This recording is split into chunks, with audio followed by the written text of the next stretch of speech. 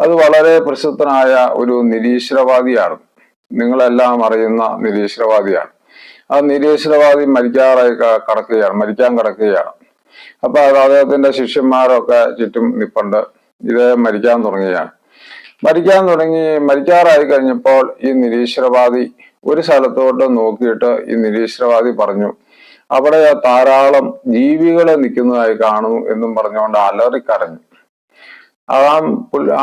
അദ്ദേഹം ആ ജീവികളായി കണ്ടത്, അദ്ദേഹം നിരീശ്വരവാദിയായിരുന്നെങ്കിലും ആ ജീവികളായി അദ്ദേഹം കണ്ടത് പിശാചികളെയാണ് എന്ന ഉറപ്പാണ്.